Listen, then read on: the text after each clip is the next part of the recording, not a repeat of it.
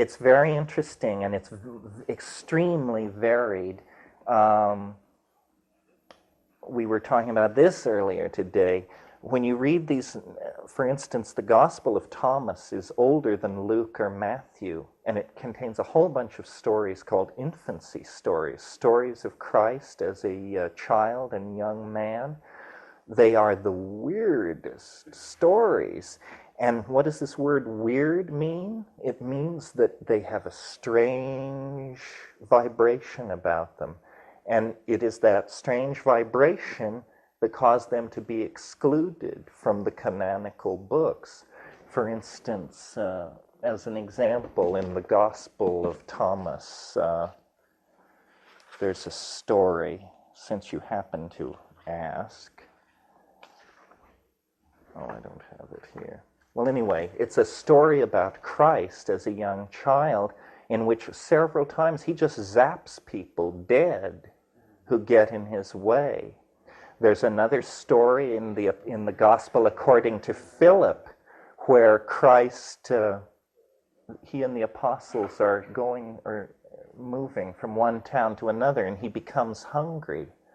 And he approaches a bush at the side of the road, and he says, "Make thou food." Nothing happens. He says it again, "Make thou food." Nothing happens. He says it again, and the final line of the incident is, "And he destroyed it with fire." Now, so we see there, you see, an alien Christ, a Christ that we can't relate to. But also you have to remind yourself how dulled our ear is to the Christ that we do know. For instance, I'm sure if you're into this at all, you're familiar with the famous the gospel passage where he institutes the Eucharist. "Take ye and drink, for this is my body and this is my blood, which is being shed unto the conversion of many, for the new and never-ending covenant." This hit like a bombshell, and it even says in the Gospel's description of it, "And many drew away from him." At that time, I mean, that was too much. Preaching that you should eat the flesh and drink the blood of the teacher, just people said, we're checking out on this. It's gotten too weird. Now we've had 2,000 years to smooth it all out and explain what he really meant and how it's okay, and it's this wonderful, beautiful, symbolic statement of theophagia, etc., etc. But how about it when it was raw, and you were there at the table and this rap went around? It would be, I think, quite peculiar. It's interesting that when the Franciscans reached the mushroom cults of central Mexico in the 16th century, and they said, "What do you call this stuff?" And they said, "Oh, we call it Tiananacatl. It means flesh of the gods." They were appalled, and immediately the Inquisition went to work, and everybody who would admit to that was put to death because it was such an appalling notion, and yet it was an exact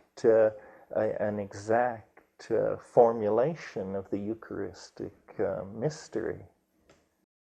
The first thing I'm going to read is just a small portion of the Gospel of Thomas. Now this comes out of that body of Gnostic literature that is most closely related and competitive with Christianity. This is from the document I mentioned, which is older than Luke and Matthew, and is in an uncertain relationship to the Q document from Qumran.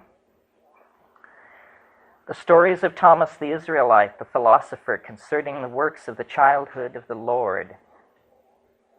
I, Thomas the Israelite, tell unto you, even all the brethren that are of the Gentiles, to make known unto you the works of the childhood of our Lord Jesus Christ and his mighty deeds, even all that he did when he was born in our land, whereof the beginning is this. This little child Jesus, when he was 5 years old, was playing at the ford of a brook, And he gathered together the water and flowed there into pools, and made them straightway clean, and commanded them by his word alone. And having made soft clay, he fashioned thereof 12 sparrows. And it was the Sabbath when he did these things. And there were also many other little children playing with him.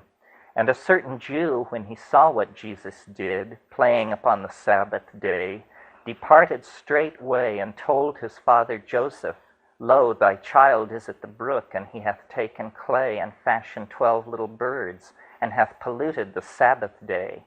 And Joseph came to the place and saw, and cried out to him, saying, Wherefore dost thou do these things on the Sabbath, which it is not lawful to do? But Jesus clapped his hands together and cried out to the sparrows, and said to them, Go. And the sparrows took flight and went away chirping. And when the Jews saw it, they were amazed, and departed and told their chief men that which they had seen Jesus do. But the son of Amas, the scribe, was standing there with Joseph.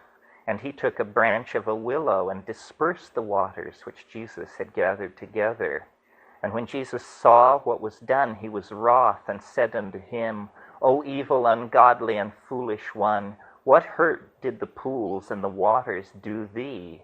Behold, now also thou shalt be withered like a tree, and shalt not bear leaves, neither root nor fruit.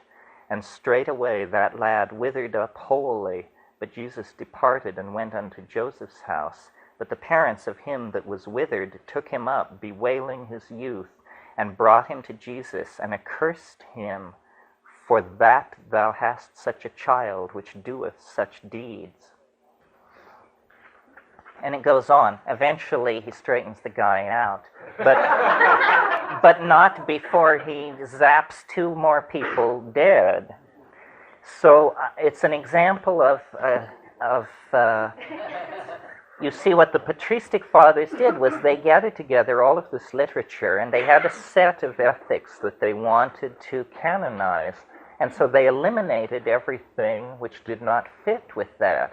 Material such as this. This, by the way, is the apocryphal New Testament, the M.R. James edition, which is indispensable for this kind of thing.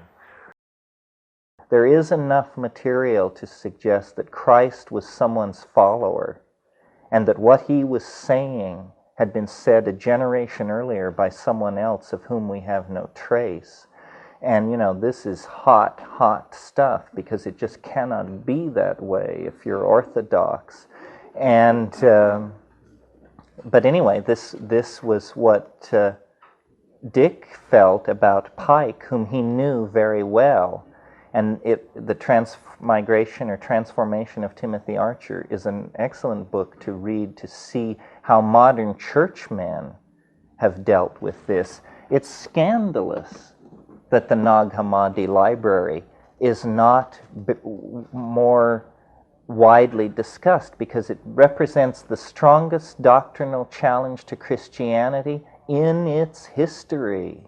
There has never been anything this explosive, because it casts such doubt on the moments of the origins, and such doubt on whether or not we have any contact with the career of a Galilean who was the son of a carpenter, and so on. It just seems to explode the entire foundation of Christian hermeneutics. And there's excitement in the schools of theology. They are totally aware of this, but it doesn't seem to have filtered down to the lay level, and perhaps it never will. It may be like the Grand Inquisitor. This thing coming out of the ground is the most unwelcome thing that could appear on the scene in modern Christianity. It fouls it up hopelessly. You realize when I refer to the Grand Inquisitor, I mean the scene in the Brothers Karamazov, the story of Christ returning to a city in which the Inquisition is happening, and his dialogue with the Grand Inquisitor, who knows full well that it's Christ that he's talking to, and who explains to him that he shouldn't have come. They have things well in hand. It's only going to make a problem.